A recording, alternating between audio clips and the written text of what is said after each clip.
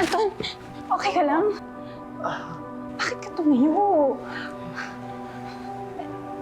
Ay, baka lalong magdago yung sugat mo. Magpahinga ka muna. Humiga ka muna. Go. Go.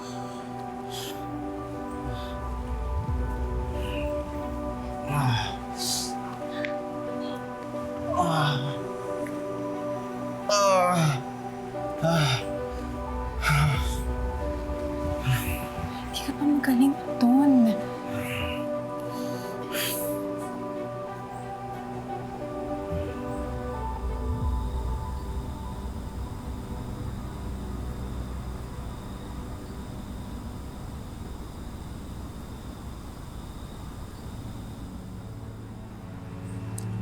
Sabi ko na nga ba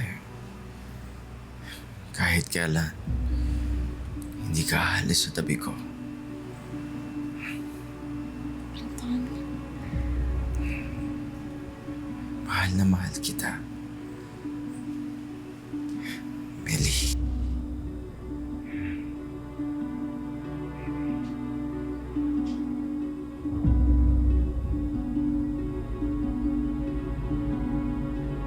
Hindi ka dapat bumangon. Hindi pa kaya ng katawan mo.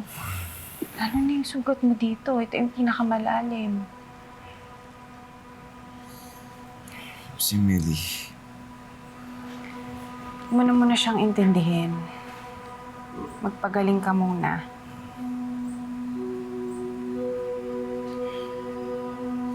Nasaan ba ako? Nasa ligtas kang lugar. Gusto kong puntahan ang asawa ko. Pag okay ka na, magkikita kayo, okay? Here. Para ma-relax ka.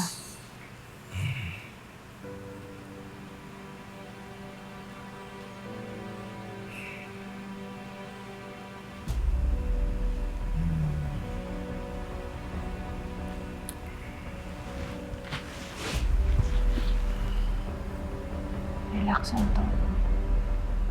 Pahinga ka. Pagaling ka.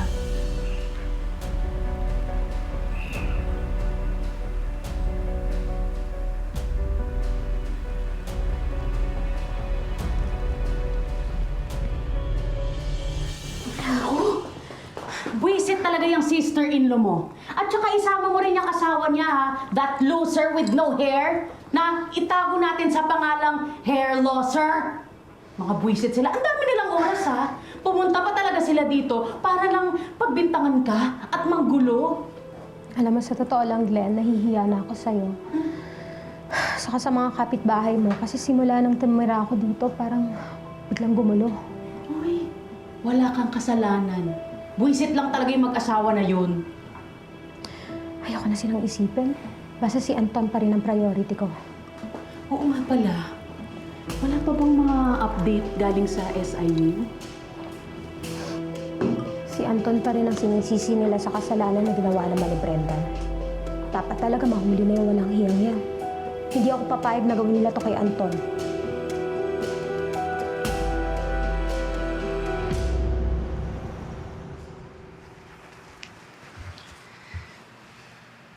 Be a good boy now, Anton, ha? Aalis lang ako sandali. Bibilang kita ng mga gamot. I expect you to behave, okay?